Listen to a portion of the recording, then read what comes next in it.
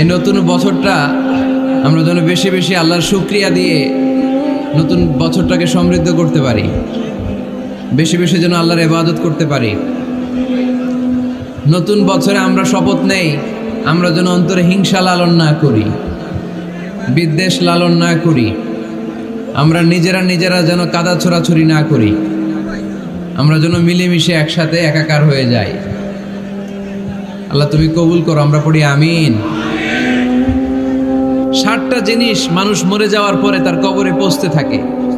ইন্না মিম্মা ইয়ালহাকুল মুমিন মিন হাসানাতিহি বা'দা মাউতিহি, মানুষ মরে যাওয়ার পরেও যে 60টা জিনিস তার কবরে পৌঁছায় তার মধ্যে একটা হচ্ছে মসজিদান বানাহু, সে যে মসজিদ বানিয়ে গিয়েছে ওই মসজিদের সওয়াব। সুবহানাল্লাহ পড়েন। আপনি টাকা দিয়ে মসজিদ বানিয়ে দিলেন, ওই মসজিদে মুসল্লিরা নামাজ পড়ে, রোজাদাররা এসে ওখানে ইফতার খায়, তাহাজ্জুদ আদায়কারীরা তাহাজ্জুদ পড়ে, তাদের সওয়াবের কমতি হবে না, কিন্তু তাদের সওয়াবের একটা পার্সেন্টেজ সওয়াব যে ব্যক্তি মসজিদ বানালো তার আমল নামে আল্লাহ ঢুকিয়ে দেয়। সুবহানাল্লাহ বলতে পারলেন না? হে নামাজি আমার ঘরে নামাজ পড়ো আজ, দিল মে তোমার চরণ তলে হৃদয় যায় নামাজ। হে নামাজি আমার ঘরে নামাজ পড়ো আজ, দিল মে তোমার চরণ তলে হৃদয় যায় নামাজ। পড়েন আল্লাহু আকবার। কি সুন্দর লিখেছেন কাজী নজরুল ইসলাম। কাজী নজরুল ইসলাম খুব সুন্দর করে বলেছেন, মসজিদেরই পাশে আমায় কবর দিও ভাই, ঠিক কিনা? মসজিদেরই পাশে আমায় কবর দিও ভাই, যেন গড়ে হতে মুয়াজ্জিনের আযান শুনতে পাই।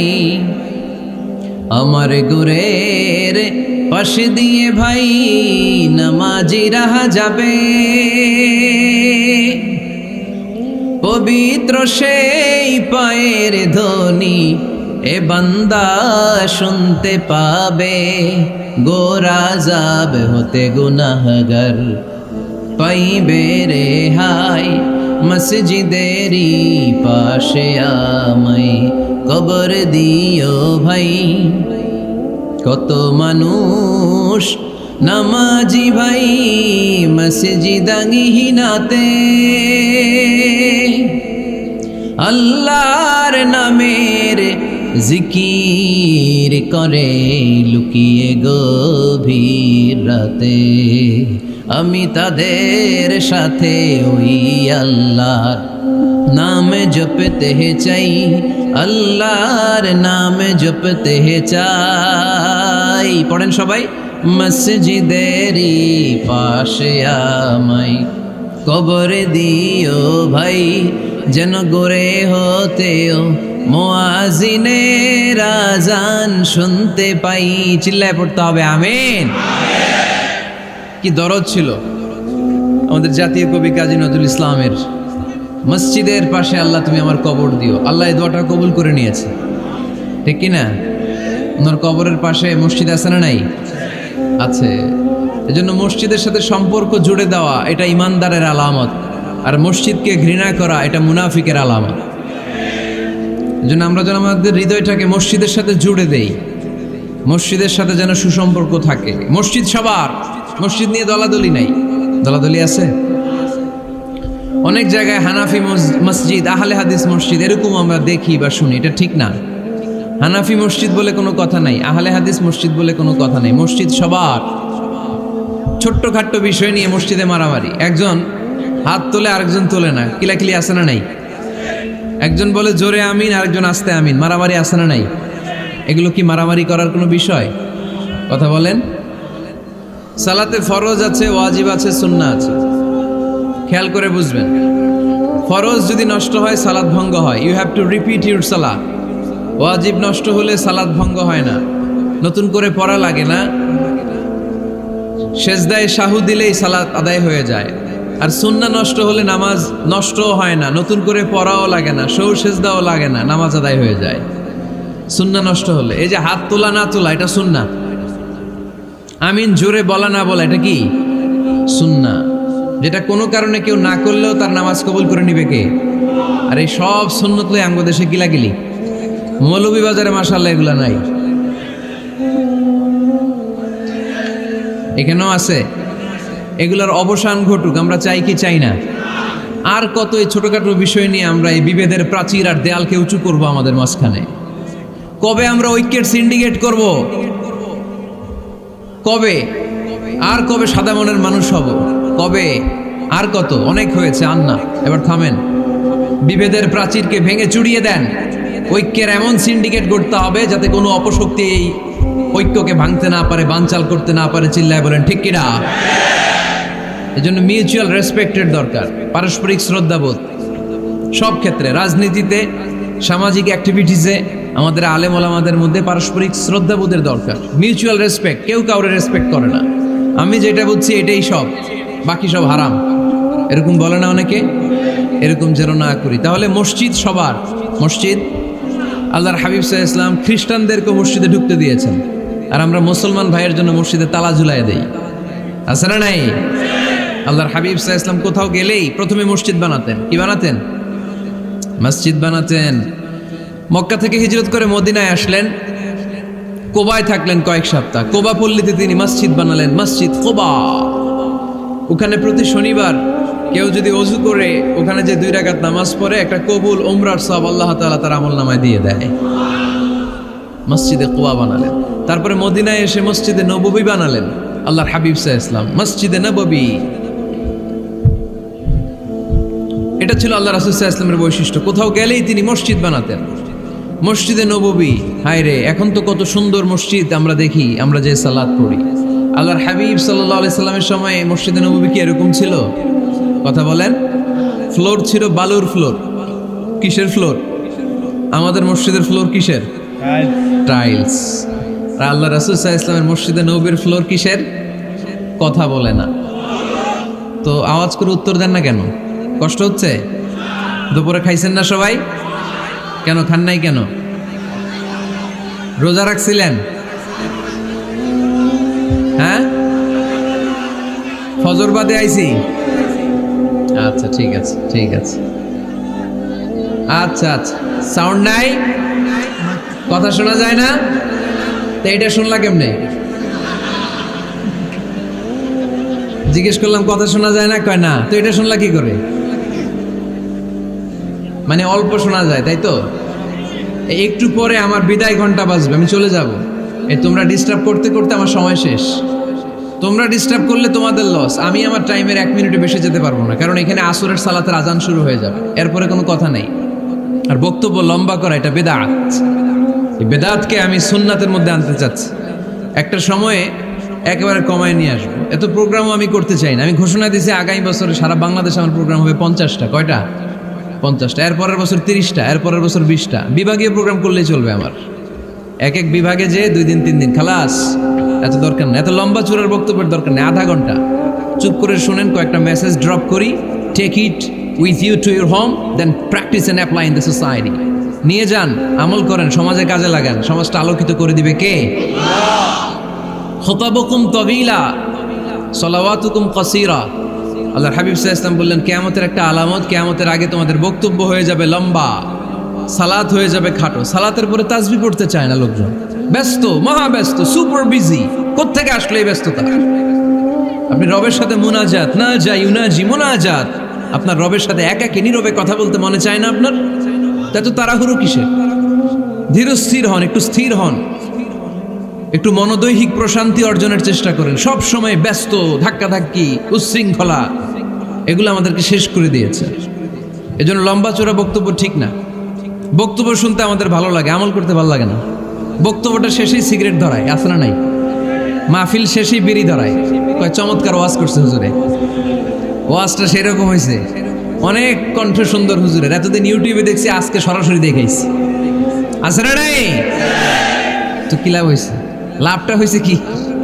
এই যে মাহফিল শেষে বিড়িটা ধরাইলেন আর গেলেন, কোনো লাভ হয় নাই। এগুলো থেকে বেরিয়ে আসতে হবে। বছরের পর বছর আমাদেরকে শেখানো হয়েছে একভাবে, কেউ এই পরিবর্তনের আওয়াজ তোলে নাই। আওয়াজ আপনাকে তুলতে হবে। আওয়াজ তোলার জন্য এত মানুষ লাগে না, আপনি একাই যথেষ্ট। আপনি দাঁড়ান না সামনে, দেখবেন আপনার সামনে কেউ টিকে থাকতে পারবে না, ঠিক কিনা? কিন্তু আপনার শক্ত সিদ্ধান্ত লাগবে, পরিবর্তনের জন্য শক্ত মানসিকতা লাগবে যে আমি পরিবর্তন করতে চাই। We have to change. যুগ জামানা পাল্টে দিতে চাই না অনেকজন, এক মানুষই আনতে পারে জাতির জাগরণ। এক মানুষই বিপদকালে বাঁচায় কাফেলায়, ক্ষুদ্র ডিঙ্গি বাঁচায় জাহাজ অসীম দরিয়ায়। এজন্য আপনার শক্ত সিদ্ধান্ত পারে আপনার মৌলভীবাজারটাকে দেশের শ্রেষ্ঠ জেলা, শ্রেষ্ঠ থানা হিসেবে আল্লাহর কাছে কবুল করতে, ঠিক কিনা? এই জন্য লম্বা চূড়া আলোচনা ঠিক না, ছোটখাটো অল্প কয়েকটা মেসেজ নিয়ে যেতে পারলেই that's enough. One of the minor sign before the day of judgment, your Islamic lectures will be very longer and your salah 5 times a day will be shorter. কিয়ামতের আগে বক্তব্য লম্বা, নামাজ খাটো, তাসবিহ পড়ে না, ব্যস্ত, মহাব্যস্ত। এই মহাব্যস্ততা ছাড়েন, কোরআন সুন্নাহর দিকে ফিরে আসেন, বরকত দিবে কে?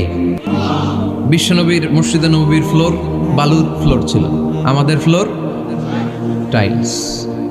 আল্লাহর হাবিব সাল্লাল্লাহু আলাইহি ইসলামের মসজিদে বালি নিচে, এই বালিতেই নামাজ পড়তেন। বৃষ্টি হলে কাদামাটি হয়ে যেত, কাদামাটিতেই সেজদা করতেন। সেজদা করলে কাদার মাটি আল্লাহর হাবিব সাল্লাল্লাহু আলাইহি ইসলামের নাকে আর কপালে লেগে যেত। তিনি সালাম ফিরিয়ে সাহাবাদের দিকে মুখ ফিরিয়ে বসলে দেখতেন প্রতিটা সাহাবীর নাকে আর কপালে কাদার মাটি মিশে আছে। তার মানে প্রিয় নবী সাল্লাল্লাহু আলাইহি ইসলামের মসজিদে নববী ছিল কাঁচা, কিন্তু মুসল্লি ছিল পাকা। আমাদের মসজিদগুলা হয়েছে পাকা, কিন্তু মুসল্লি কাঁচা, ঠিক কিনা? ফজরের সালাতে মানুষ নাই। ইমাম সাহেব আছেন কে কে এলাকায়? দেখি ইমাম, মসজিদের ইমাম, মাশাআল্লাহ।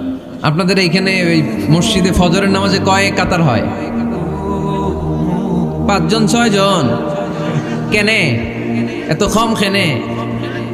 হ্যাঁ, আসে না, আসতে চায় না লোকজন। তো এই যে 5-6 জন ফজরের সালাতে, কল্পনা করতে পারেন ফজরের সালাতে এত কম লোক? ফজরের জামাতে লোক যায় না, এটা একটা মহামারী। যেদিন ফজরের জামাতের দৃশ্য আর জুমার নামাজের দৃশ্য একরকম হয়ে যাবে, ওই দিনই বাংলাদেশে ইসলাম কায়েম হয়ে যাবে। এখন স্লোগান তোলে বিপ্লব বিপ্লব, ইসলামী বিপ্লব। আর ফজরের সময় আমি কম্বলের ভিতরে, আছে না নাই? কোনো বিপ্লব হবে না। ফজরের নামাজ জামাতে পড়ুন, সকালটারে বরকতময় করে দিবে কে? আল্লাহর হাবিব সাল্লাল্লাহু আলাইহি ওয়াসাল্লামের মসজিদ ছিল সবার জন্য উন্মুক্ত, এখানে সবাই আসতে পারত। এজন্য মসজিদ হবে সবার। আমরা মসজিদের আবাদকারী হতে চাই। এজন্য রাব্বুল আলামিন বলেন, ইন্নামা ইয়া'মুরু মাসাজিদাল্লাহি মান আমানা বিল্লাহি ওয়াল ইয়াউমিল আখির وأقام الصلاة وآتى الزكاة ولم يخش إلا الله فعسى أولئك أن يكونوا من المهتدين سبحان الله পড়েন। রব্বুল আলামিন বললেন মসজিদের আবাদকারী হবে তারা যারা আল্লাহর প্রতি ঈমান আনে, আখিরাতের প্রতি ঈমান আনে, যারা সালাত কায়েম করে, যারা যাকাত আদায় করে, যারা দুনিয়ার কাউকে ভয় পায় না, ভয় পায় একজনকে, চিল্লায় বলেন তিনি কে? যাদের হৃদয়ে আছে আল্লাহর ভয়, তারা কবু পথ ভুলে যায় না। আল্লাহর প্রেম ছাড়া এই দুনিয়া কারো কাছে কোনো কিছু চায় না, ঠিক কিনা? তাহলে যারা মসজিদের আবাদকারী এরা ভয় পায় একজনকে, চিল্লায় বলেন তিনি কে? মসজিদের আবাদকারীদের প্রথম গুণ, তারা আল্লাহয় বিশ্বাস করে, তারা আখিরাতে বিশ্বাস করে, তারা সালাত কায়েম করে, তারা যাকাত আদায় করে, তারা আল্লাহ ছাড়া পৃথিবীর কাউরে ভয় পায় না। আল্লাহ বলেন ফাআসা উলাইকা আইয়াকুনু মিনাল মুহতাদিন, আশা করা যায় তারাই হলো হেদায়েতের রাস্তার উপরে আছে, ঠিক কি না? তারাই মসজিদের আবাদকারী, যারা মসজিদে যায়, সালাত আদায় করে। এখন মসজিদের আবাদকারী আপনি হতে চান, আপনি মসজিদে যান না, আপনি আবাদকারী হতে পারবেন? মসজিদের অনেক সভাপতি আছে মসজিদে যায় না, আছে না নাই? মৌলভীবাজারে এই সমস্যা বোধহয় নাই। মসজিদের সেক্রেটারি মসজিদে যায় না, আছে না নাই? তাহলে হইলো, এটা হইলো, এটা মেনে নেওয়া যায়?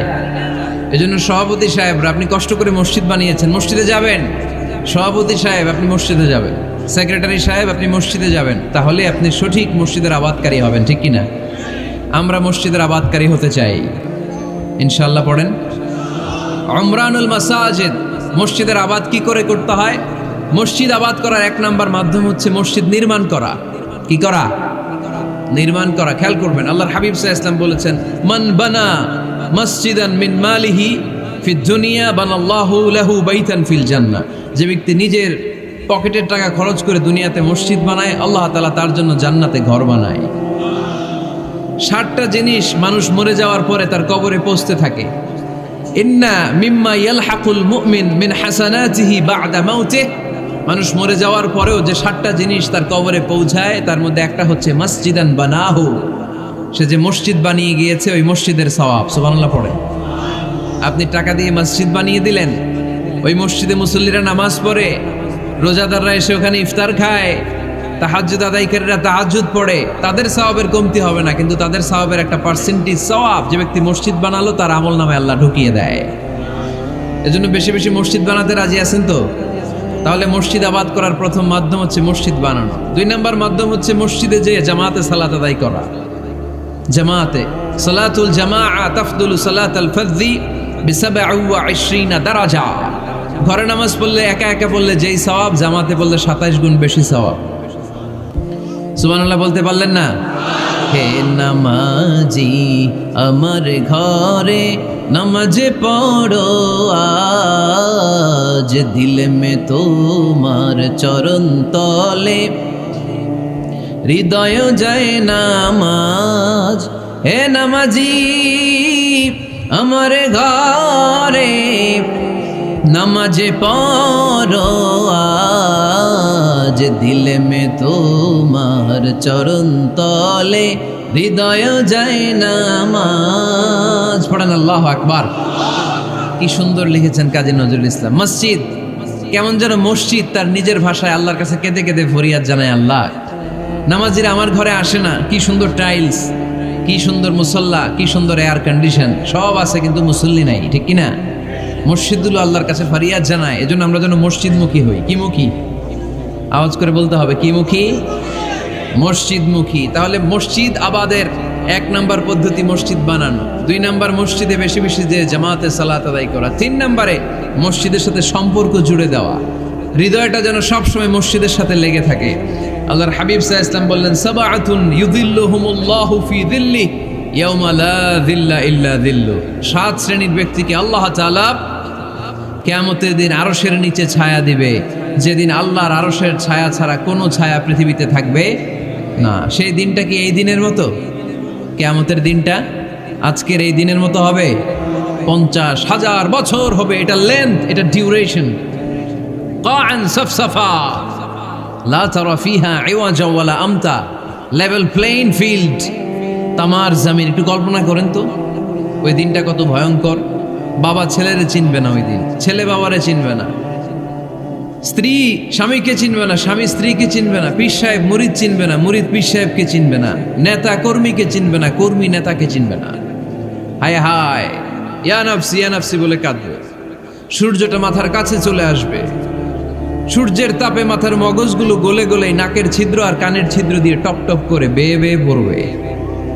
তৃষ্ণায় মানুষগুলো পাগল পাড়া, জিহ্বাটা বের হয়ে নাভি পর্যন্ত ঝুলতে থাকবে। সেদিন সবাই পাগলের মতো ছুটতে থাকবে, কোনো ছায়া নাই আল্লাহর আরশের ছায়া ছাড়া। আল্লাহর হাবিব বললেন, 7 শ্রেণীর ব্যক্তিকে আল্লাহ তাআলা আরশের নিচে ছায়া দিবেন। এর মধ্যে 1 শ্রেণীর ব্যক্তি রাজুলুন কলবুহু মুআল্লাকুন বিল মাসাজিদ, ওই ব্যক্তি যার হৃদয়টা সবসময় আল্লাহর মসজিদের সাথে লেগে থাকে। মসজিদের সাথে যার হৃদয় লেগে থাকে তাকে আরশের নিচে ছায়া দিবে কে? এজন্য মসজিদের সাথে যেন আমাদের হৃদয়গুলো লেগে থাকে। অনেকেই দেখবেন এত ভালো নামাজে, জোহর পরে টেনশন করে আসরটা কই পড়বো, আসর পরে চিন্তা করে মাগরিবের সময় আমি কোথায় থাকবো, মাগরিবের সময় টেনশন, ইস এশাটা হয়ে গেলেই তো শেষ। এরকম লোক আছে না নাই? এদেরকে সেই কঠিন ভয়াবহ দিনে আরশের নিচে ছায়া দিবে কে? তারপরে মসজিদ আমাদের 4 নাম্বার পদ্ধতি, মসজিদকে পরিচ্ছন্ন রাখা, মসজিদকে ঝাড়ু দেয়া। মসজিদকে যারা পরিষ্কার করে তাদের হৃদয়ের যন্ত্রণা দূর করে দেয় কে? সাইয়েদনা ইব্রাহিম আলাইহিস সালাম এবং ইসমাঈল আলাইহিস সালামকে আল্লাহ তাআলা আদেশ করেছেন তাহহিরা বাইতিয়া লিত্তাইফিনা ওয়াল আকিফিনা ওয়ার রুকআই সুজুদ। হে ইব্রাহিম, ইসমাঈল, বাপ বেটা দুইজন মিলে মসজিদ ঝাড়ু দাও। কি ঝাড়ু দাও? মসজিদেরি ঝাড়ু বড়দার ও কমারে হাত শোনো আমারে মুনাজাত। পড়েন, শোনো শোনো ইয়া ইলাহি আমারে মুনাজাত, শোনো আমারে মুনাজাত। পড়েন আমিন। মসজিদ ঝাড়ু দেওয়া মসজিদ আবাদের অন্তর্ভুক্ত। আপনারা কেউ কোনোদিন মসজিদ ঝাড়ু দিয়েছেন নাকি? কে কে দিয়েছেন দেখি? সবাই সবাই মসজিদের খাদেম? মাশাআল্লাহ। আমিও দিছি মসজিদ ঝাড়ু, অনেক দিছি। মাশাআল্লাহ, আল্লাহ তুমি কবুল করো। যাদের হৃদয়ে বড় জ্বালা, ফ্যামিলিতে সুখ নাই, শান্তি নাই, তারা হৃদয়ে প্রশান্তি আনতে চাইলে এতিমখানায় যাবেন, এতিমের মাথায় হাত বুলিয়ে দিবেন, এতিমের মুখে খাবার তুলে দিবেন। আপনার হৃদয়টারে নরম করে দিবে কে? আল্লাহর ঘর মসজিদে যাবেন, নিজ হাতে মসজিদটারে একটু পরিষ্কার করে দিবেন, আপনার জীবনটারে উজালা করে দিবে কে? তাহলে এগুলো করার মাধ্যমে আমরা মসজিদের আবাদ করতে চাই। আমরা মসজিদের আবাদকারী হতে চাই কি চাই না? আল্লাহর ঘর মসজিদ আবাদ করার মতো শ্রেষ্ঠ কাজ পৃথিবীতে হতে পারে না। এই মসজিদের কিছু আদব আছে, আল্লাহ রাসূল সাল্লাল্লাহু আলাইহি ওয়াসাল্লাম বলেছেন এই আদবগুলো মেনটেন করে যেন আল্লাহর ঘর মসজিদের সাথে আমরা ব্যবহার করি। মসজিদের 1 নম্বর আদব হচ্ছে মসজিদে ওযুর সাথে প্রবেশ করা। কিসের সাথে? ওযু করে পরিচ্ছন্ন হয়ে মসজিদে প্রবেশ করা। এজন্য অপবিত্র অবস্থায় গোসল ফরজ, এরকম অবস্থায় মসজিদে ঢোকা যাবে? কথা বলেন, ঢোকা যায়? যেই নারীদের মাসিক চলতেছে, মেনস্ট্রুয়েশনাল পিরিয়ড চলতেছে, ওই নারীদের পক্ষে মসজিদে ঢোকা জায়েজ আছে? নাই। তাহলে এটা হলো 1 নম্বর আদব। মসজিদে ঢোকার সময় কি করে ঢুকবো? ওযু করে। আওয়াজ করে বলেন, কি করে ঢুকবো? ওযু করে। 2 নম্বর আদব হচ্ছে মসজিদে যাওয়ার সময় সবচেয়ে ভালো জামাটা পরে যাব, সবচেয়ে ভালো পাঞ্জাবিটা পরে যাব। জান তো আপনারা? না সবচেয়ে সিরাটা পরে যান? হ্যাঁ, অনেকের নামাজের জন্য একটা পুরান জামা আছে, সিরা পাড়া, এদিকে হাত উঠালে দিতে দেখা যায়, আছে না নাই? সবচেয়ে সিরা পাড়াটা রাখে নামাজের জন্য, কপাল পোড়া। আর সুন্নাতে খাতনার অনুষ্ঠানে গেলে মাশাআল্লাহ লেহেঙ্গা গায়ে দেওয়া যায়, আছে না নাই? না, আপনি ইবাদতের জন্য সবচেয়ে সুন্দর জামাটা রাখবেন। এজন্য রাব্বুল আলামিন বলেন, ইয়া বানি আদম খুযু জিনাতাকুম ইনদা কুল্লি মসজিদ। ও বনি আদম, তুমি যখন আল্লাহর ঘর মসজিদে ঢুকবা, ও বনি আদম, তুমি যখন নামাজের মুসল্লায় দাঁড়াবা, তোমার সবচাইতে দামি, সবচাইতে সুন্দর জামাটা গায়ে দিয়ে তুমি নামাজে দাঁড়াও। ঠিক কি না? তাহলে এখন মসজিদে যাওয়ার সময় কি গায়ে দিয়ে যাবেন বলেন? খিতা করবাইন? হ্যাঁ, মাশাআল্লাহ। হ্যাঁ, সবচেয়ে ভালো কাপড়টা আয়রন করে পারফিউম মেখে তারপরে আমরা যাব। রাজি আছেন তো? 3 নম্বর আদব হচ্ছে মসজিদে ঢোকার সময় বাম পা দিয়ে ঢুকতে হয়।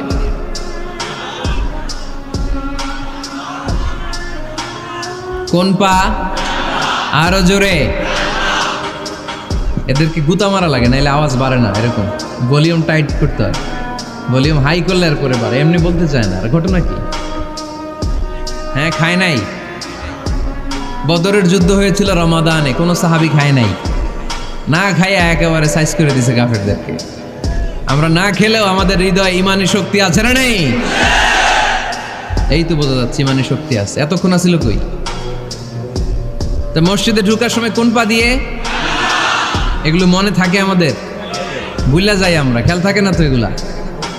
এত কিছু মনের মধ্যে রাখলে এগুলো মনে থাকবে কেমনে? মসজিদে ঢোকার সময় কোন পা? আরো জোরে। বেরোয়ার সময় কোন পা? মনে থাকবে? মসজিদে যখন ঢুকবেন ডান পা দিয়ে ঢুকবেন, আর দোয়া পড়বেন, আউযু বিল্লাহিল আযীম ওয়া বিওয়াজহিল কারীম ওয়া সুলতানিহিল কদীম মিনাশ শাইতানির রাজীম। বিষ্ণু ইসলাম বললেন, যে ব্যক্তি মসজিদে ঢোকার সময় এই দোয়াটা পড়বে, শয়তান আফসোস শুরু করে, সে বলে, হায় হায়, আজকের দিনের জন্য, সারা দিনের জন্য তো তুই আমার ওয়াসওয়াসা থেকে বেঁচে গেলি। আজকের সারা দিনের জন্য তোরে আমি হারালাম, আজকের সারাটা দিন আল্লাহর পক্ষ থেকে প্রোটেকশন নিয়ে তুই বেঁচে গেলি। আজকের জন্য যা, কালকে তোরে আমি ধরবো।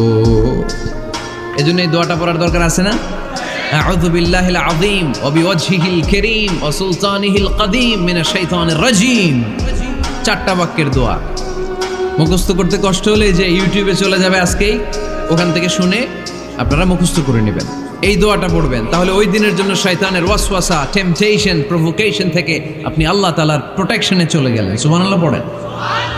তারপর আল্লাহর হাবিব বললেন, ঢোকার আগে আমারে সালাম দাও। পড়বেন, আসসালামু আলাইকা আইয়ুহান নাবিয়্যু ওয়া রাহমাতুল্লাহি ওয়া বারাকাত। এই 2টা জিনিস যখন করে ফেললেন তখন ডান পা দিয়ে পড়বেন, আল্লাহুম্মা আফতাহ লি আবওয়াবা রাহমাতিক। সুবহানাল্লাহ পড়েন। আল্লাহুম্মা আফতাহ লি, ও আল্লাহ আমার জন্য তুমি খুলে দাও আবওয়াবা রাহমাতিক, তোমার রহমতের দরজা। তার মানে মসজিদে ঢুকলে রহমত পাওয়া যায় কি যায় না? মসজিদে ঢুকলে পাওয়া যায় রহমত, মসজিদের বাইরে রহমতের কথা আল্লাহ বলে নাই। মসজিদের ভিতরে রহমত। কোথায় রহমত? কোথায়? মসজিদের ভিতরে রহমত আছে না? তার প্রমাণ, মসজিদে ঢুকলেই শান্তি লাগে কেমন জানি, আর ঘুমে ধরে। মসজিদে ঘুমাইছেন কারা কারা দেখি? সবাই ঘুমাইছেন? আরে আমি কত ঘুমাইছি।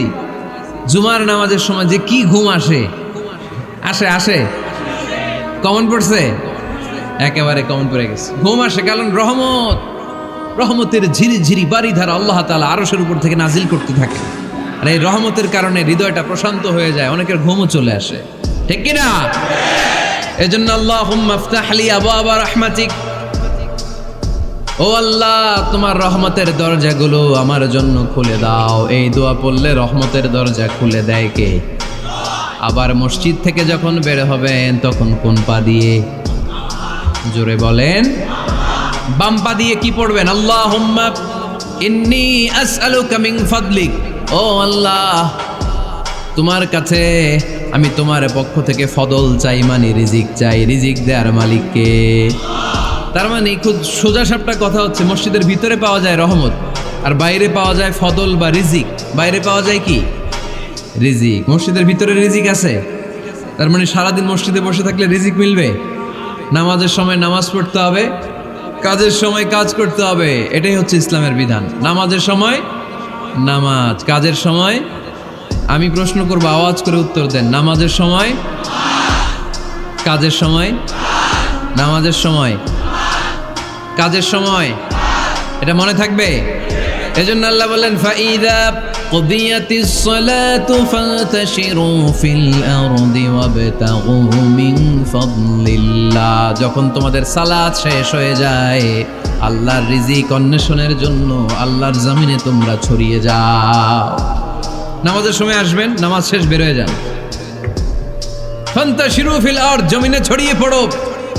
নামাজ শেষ, চেয়ারম্যান সাহেব চলে যাবে ইউনিয়ন পরিষদের ভেতরে, ছাত্ররা চলে যাবে হাই স্কুলে, মেম্বার অফ দ্য পার্লামেন্ট চলে যাবে সংসদে, সেনাবাহিনীর লোকেরা চলে যাবে ক্যান্টনমেন্টে, ব্যবসায়ীরা চলে যাবে তাদের বাজারে, সিএনজি ওয়ালারা সিএনজি নিয়ে ব্যবসা শুরু করবে, রাস্তায় নেমে যাবে, চিল্লায় বলেন ঠিক কিনা? এটাই ইসলামের বিধান।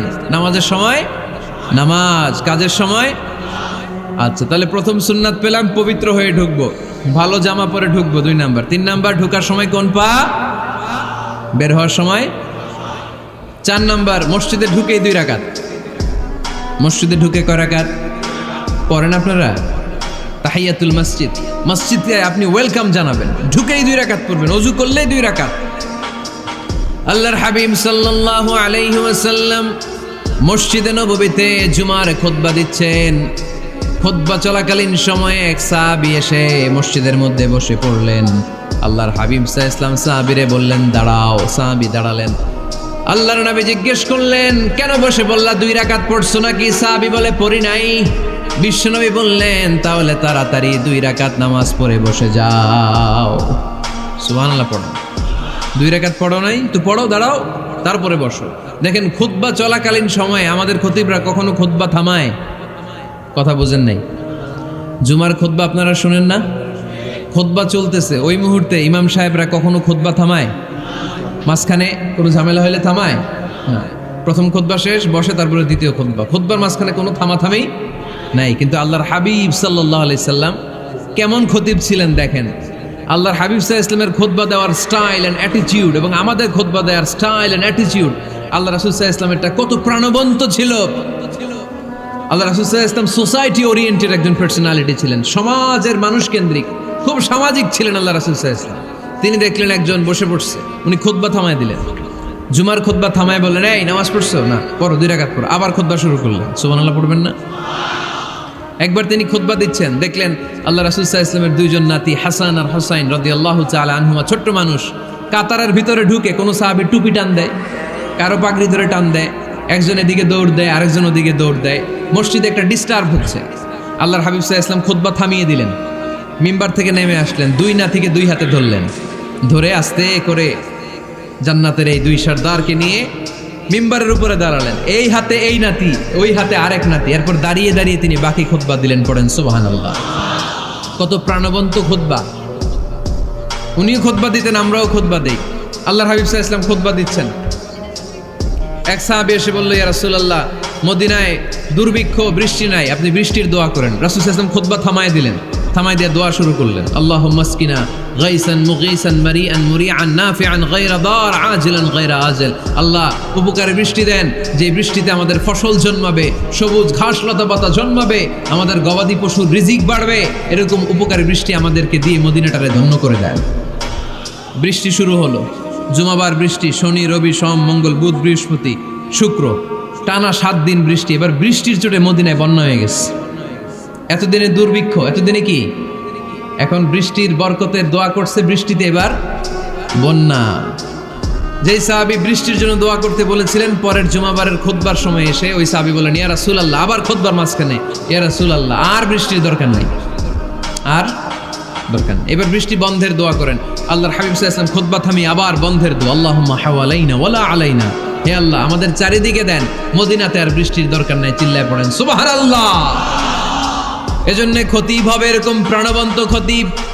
সমাজে কি চলে, কি ক্রাইসিস, কি সংকট, ইয়াংরা কোন সমস্যায় ভোগে, আমাদের রাজনৈতিক অঙ্গনে কি সমস্যা, আমাদের অর্থনৈতিক অঙ্গনে কি সমস্যা, আমাদের সামাজিক অঙ্গনে কি সমস্যা, আমাদের পরিবারগুলোর ভেতরে কি ঝামেলা, প্রত্যেকটা কথা মসজিদের মিম্বার থেকে আসার দরকার আছে না নাই? আল্লাহর হাবিব সাল্লাল্লাহু আলাইহি ওয়াসাল্লাম এভাবেই সমাজকে ঠিক করে দিতেন। 2 রাকাত মসজিদে ঢুকে আজকে থেকে আমরা পড়ব। মসজিদে ঢুকলেই কয় রাকাত মনে থাকবে না ভুলে যাবেন? তারপরে আল্লাহর হাবিব সাল্লাল্লাহু আলাইহি ওয়াসাল্লাম বলেছেন, খবরদার কবরের উপর মসজিদ বানিও না। কবরস্থান একদিকে, মসজিদ আর একদিকে। কিন্তু বাংলাদেশে মসজিদের সাথে কবর মিলানো আছে না নাই? ছোট্ট একটা মসজিদ, কিন্তু এত বড় বাবার কবর আছে না নাই? এগুলো করবেন না আপনি। আগে হবে মসজিদ, পরে কবরস্থান। যেমন মসজিদে নববী হয়েছে আগে, তারপরে বিশ্বনবীর কবর এখানে আছে না নাই? মসজিদে নববী প্রতিষ্ঠিত হয়েছে আগে, পরে বাকি কবরস্থান আছে না নাই? কিন্তু কোন আল্লাহর ওলির কবরস্থানের উপরে যদি মসজিদ বানান, তার উপর লানাত দিয়েছে কে? লানা রাসূলুল্লাহ আলাল ইয়াহুদ ওয়ান নাসারা ইত্তাখাযু কুবুর আমবিয়াইহিম মাসাজিদা। আল্লাহর রাসূলের লানত ইহুদি নাসারাদের উপর, কারণ ইহুদি আর নাসারাদের একটা খাসলাত, একটা বৈশিষ্ট্য ছিল, তারা তাদের নবীদের কবরের উপরে মসজিদ বানায় ফেলত। এটা করা যাবে? এজন্য এলাকায় এলাকায় এই ঝামেলা, কবর আর মসজিদ হবে আলাদা। আবার মসজিদের কেবলার দিকে যেন কবরস্থান না হয়, তাহলে শিরক হওয়ার সম্ভাবনা আছে না নাই? খুব সাবধান, আল্লাহ সব মাফ করে কিন্তু শিরক মাফ করে না, ঠিক কি না? শিরক হচ্ছে মহাপাপ, সব পাপের বাপ। এজন্য আমরা সব করলেও শিরকের গুনাহ মুসলমান কখনো করতে পারে। এরপর আল্লাহর হাবিব বললেন, মসজিদকে পরিষ্কার পরিচ্ছন্ন রাখো, এটাও মসজিদের আদাব। মসজিদে আতর লাগিয়ে দেন, বাখুর জ্বালিয়ে দেন। আপনাদের এই এলাকার মধ্যে তো বাখুরের অভাব নাই, আগরের অভাব নাই, ঠিক কিনা? গতকাল প্রোগ্রাম ছিল কই? সুজানগর, আগরের রাজধানী। আগর চিনেননি আপনারা? হ্যাঁ, এই যে দেহনেল উদ পারফিউম, আপনাদের এই যে মাহাতাব সাহেবের আল হারামাইন, এরপরে যে আজমল কোম্পানি, এও আপনাদের এই মৌলভীবাজার এলাকার। এরকম অনেক কোম্পানি আছে দুবাই ভিত্তিক, গোটা বিশ্বে ওনারা ব্র্যান্ডিং করেছে। এগুলোর র ম্যাটেরিয়াল, কাঁচামাল যায় হচ্ছে আপনাদের মৌলভীবাজার থেকে। সম্মানিত ভাইয়েরা, মসজিদ পরিষ্কার পরিচ্ছন্ন রাখবেন, এই বাখুর জ্বালাবেন, দেহনেল উদ, এই পারফিউমগুলো ছড়িয়ে দিবেন। মসজিদের মধ্যে অনেক মসজিদে দুর্গন্ধ আছে না নাই? এই কার্পেটের মধ্যে ময়লা, পরিষ্কার করেন। আল্লাহর হাবিব সাল্লাল্লাহু আলাইহি ওয়াসাল্লাম বলেছেন, খবরদার। আম্মা জান আয়েশা বর্ণনা করেন, আমার রাসূলুল্লাহ সাল্লাল্লাহু আলাইহি ওয়াসাল্লাম বিবিনাইল মসজিদ ফি দুয়ার, ওয়া আন তুতাইয়াবা ওয়া তুনাজ্জাফ, আমরা যেন এলাকা এলাকায় মসজিদ বানাই, মসজিদগুলোকে যেন পারফিউম দিয়ে আতর দিয়ে সুগন্ধময় করে দেয়, বিশ্বনবী আদেশ করেছেন। সুবহানাল্লাহ পড়েন। এজন্য কোনো অপরিচ্ছন্ন মসজিদ থাকতে পারবে না। মসজিদের পাশ দিয়ে গেলে আতরের ঘ্রাণে আমোদ হয়ে লোকজন যেন বুঝতে পারে এটা আল্লাহর ঘর, মসজিদ। চিল্লায় বলেন ঠিক কি না? এরপরে আল্লাহর হাবিব সাল্লাল্লাহু আলাইহি ওয়াসাল্লাম বলেছেন, মসজিদের আরেকটা আদব হলো মসজিদকে অতিমাত্রায় ডিজাইন না করা। বেশি ডিজাইন করা যাবে না। এমন ডিজাইন করা যাবে না যে এটা মসজিদ বোঝাই যায় না। এত লাইটিং ফাইটিং করে, এটা কি মসজিদ না কমিউনিটি সেন্টার বোঝাই যায় না। আছে না নাই? আছে। এরকম যেন আমরা না করি সম্মানিত ভাইরা। বিশেষ করে মসজিদের সামনের দেয়ালে। কোন দেয়ালে? সামনের দেয়ালটা কেবলার দিকে যেই দেয়াল, এই দেয়ালটা হতে হবে ফ্রেশ, যাতে করে মানুষের দৃষ্টি আকর্ষণ না করে। প্রায় মসজিদের দেয়ালের মাঝখানে দেখবেন আপনি ক্যালেন্ডার ঝুলায় রাখে, আছে না নাই? মৌলভীবাজারের কি অবস্থা? খিতা খবর আছে? তো এই যে ক্যালেন্ডার ঝুলায় রাখে, ওইখানে দেখবেন বিভিন্ন মসজিদের ছবি, এতিমখানার ছবি, মানুষের ছবি। তো মানুষ নামাজও পড়ে, আবার ওগুলোও তাকায়, আছে না নাই? প্রথম কাতারে পরে ওইখানে কি লেখা, এগুলো পরে তার ডিস্টার্ব হচ্ছে না? এই মুসল্লির দৃষ্টি যাতে অন্যদিকে না যায়, এটা খেয়াল রাখতে হবে। যদি পারা যায় মসজিদের সামনে কোনো ঘড়ি টড়ি চলবে না। ঘড়ি মসজিদের পেছনের দেয়ালে, সময়সূচি পেছনের দেয়ালে, সব পেছনে। সময় কয়টা বাজে ওটা ইমাম দেখলেই চলবে, ইমাম এভাবে দেখে নিবে, আপনারাও দেখে নেবেন। কিন্তু সামনের দেয়ালটা যত সিম্পল করা যায়। আল্লাহর হাবিব সাল্লাল্লাহু আলাইহি ওয়াসাল্লাম নামাজ পড়া অবস্থায় সামনে এমন কিছু রাখতেন না যেটার দ্বারা আল্লাহর হাবিব সাল্লাল্লাহু আলাইহি ওয়াসাল্লামের সালাতে মনোযোগ অন্যদিকে চলে যায়। আমরা যখন সালাত পড়ি, যদি অন্যদিকে তাকাই, ফেরেশতার মাধ্যমে আল্লাহ একটা ডাক দেয়, বলে আকবিল, এই বান্দা ফিরে আয়, তোর নজর থাকা দরকার সিজদার জায়গায়, ফিরে আয়। আপনি আবার যখন অন্যদিকে তাকান, আল্লাহ বলে ফিরে আয়, সিজদার দিকে তাকা। আপনি আবার যখন ঘড়ির দিকে তাকান, আল্লাহ বলে আকবিল, ফিরে আয়, সিজদার দিকে তাকা। আপনি যখন আবার অন্যদিকে তাকান, তখন আল্লাহ বলে লা হাজাতা লি ইলা সালাতিক, তোর এই নামাজের দরকার আমার নাই। নাউজুবিল্লাহ পড়বেন না? তোর এই নামাজের দরকার আমার নাই। অজু করে কষ্ট করে যাকে খুশি করার জন্য আপনি সালাতে দাঁড়ালেন, উনি যদি বলে এই নামাজের দরকার নেই, তা কার জন্য নামাজ পড়লেন আপনি? কথা কি বুঝতে পেরেছেন? এই জন্য এলাকার গণ্যমান্য ব্যক্তিবর্গ আছে, আমাদের চেয়ারম্যান সাহেব আছে, আরো অন্যান্য বিজনেস ম্যাগনেটরা আছে। আপনারা মসজিদ যখন নির্মাণ করবেন, সামনের দেয়ালটা যত সাদামাটা হতে পারে ততই ভালো। এমনকি জায়নামাজের মধ্যে এখন কাবা ঘরের ছবি আছে না নাই? আছে না? কি মুসলমান আমরা! নিজের কাবারে নিজে লাথি মারি নামাজের আগে, মনের অজান্তে নিজের কাবাকে নিজে লাথি মারছি। এরকম জায়নামাজ ব্যবহার করা নিষেধ। চিল্লায় বলেন ঠিক কি না? সাদা ফ্রেশ জায়নামাজ বাজারজাত করেন, আপনাদের সিদ্ধান্তই ওনাদের ব্যবসা বয়কট হয়ে যাবে। আপনারা যদি এখন থেকে মসজিদের মিনারা আর কাবা ঘরের যে প্রতিকৃতি বা ছবি, এরকম ছবি সম্বলিত জায়নামাজ কিনা বন্ধ করে দেন, এদের মার্কেট থাকবে? কথা বলেন। কালকে থেকে আমরা জায়নামাজ কেনার সময় ফ্রেশ জায়নামাজ কিনব। কোনো মসজিদ, কোনো মিনার, আমাদের কাবা ঘরের ছবি সম্বলিত কোনো জায়নামাজ কিনা যাবে? আওয়াজ করে বলেন, যাবে? যাবে না। এগুলো হচ্ছে মসজিদের আদাব। এগুলো রক্ষা করে মসজিদে ঢোকার দরকার আছে না নাই? পৃথিবীতে 3টা মসজিদ সবচাইতে শ্রেষ্ঠ মসজিদ। কয়টা? আওয়াজ করে বলেন না। 1 নাম্বার মসজিদুল হারাম, ফাওয়াল্লু উজুহাকুম শাতরা। যেখানেই তোমরা নামাজ পড়ো না কেন, মসজিদের হারামের দিকে হয়ে নামাজ পড়ো। কেবলা কোন দিকে আজকে? এদিকে, এইদিকে কেবলা। আমি যদি এদিকে হয়ে পড়ি, নামাজ হবে না? হবে না কেন? কারণ কেবলামুখী হয়ে নামাজ পড়া ফরজ। চিল্লায় বলেন ঠিক কিনা? মসজিদুল হারাম পৃথিবীর প্রথম মসজিদ। ওখানে একটা ঘর আছে, ঘরটার নাম হলো কাবা। ইন্না আউওয়ালা বাইতিন উদিআ লিন-নাসি লাল্লাযী বিবাক্কাতা মুবারাকা। এই পৃথিবীর প্রথম ঘর, যেই ঘরটা স্থাপিত হয়েছে বাক্কা শহরে। বাক্কা মক্কার আগের নাম, এখন শহরের নাম মক্কা। আগে নাম ছিল কি? সবাই বলেন, কি নাম ছিল? বাক্কা। এটা পৃথিবীর আদি ঘর।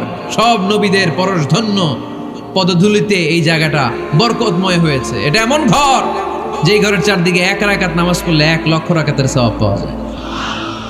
হজ উমরা করেছেন কে কে দেখি? হজ উমরা করেছেন আপনারা না? মাশাআল্লাহ। আমরা যারা করতে পারি নাই, আল্লাহ তাদেরকেও তৌফিক দাও। আমরা যেন এই কাবা ঘরে যে প্রাণ ভরে সালাত আদায় করতে পারি, আল্লাহ তৌফিক দান করো। আমরা যেন মসজিদে নববীতে যে প্রাণ ভরে সালাত পড়তে পারি, তৌফিক দান করো।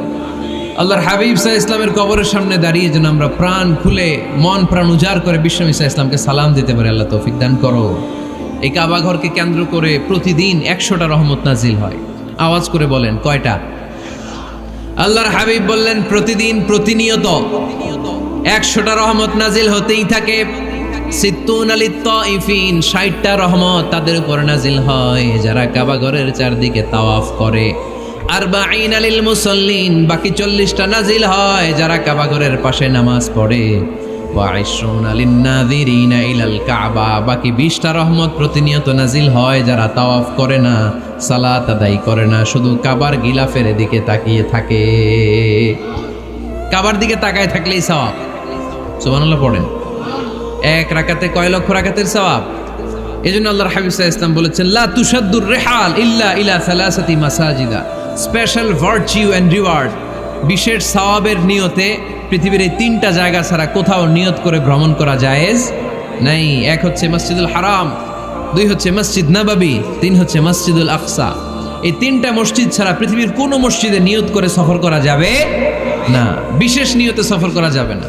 যে আমি যদি এই মৌলভীবাজারের জামে মসজিদে যাই বেশি সওয়াব পাওয়া যাবে, এই নিয়তে সফর করা যাবে না। বেশি সওয়াব শুধু এই 3 মসজিদে। মসজিদুল হারামে 1 রাকাতে কত রাকাতের সওয়াব? কথা কয় না, বুঝে নাই বোধহয়। কয় লক্ষ? আর মসজিদে নববীতে 1 রাকাতে 1000 রাকাতের সওয়াব। আরেক বর্ণনায় আছে 50,000, বর্ণনাটা দুর্বল।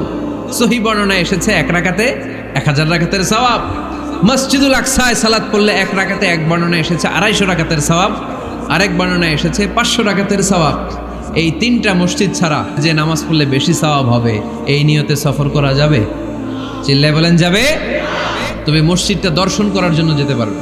মসজিদটা দেখতে কেমন, এটার ক্যালিওগ্রাফিক্যাল ডিজাইন কেমন, এটার আর্কিটেকচারাল ডিজাইন কেমন, এটার দৃষ্টিনন্দন সৌন্দর্য কেমন, মসজিদটা দেখতে কেমন, দেখতে যেতে পারবেন। কিন্তু বিশেষ সওয়াব রিওয়ার্ড এই 3টা মসজিদ ছাড়া অন্য কোনো মসজিদের জন্য হবে না। এই মসজিদ হচ্ছে আমাদের সামাজিক ঐক্যের কেন্দ্রবিন্দু, এটা হচ্ছে আমাদের কমিউনিটি সেন্টার।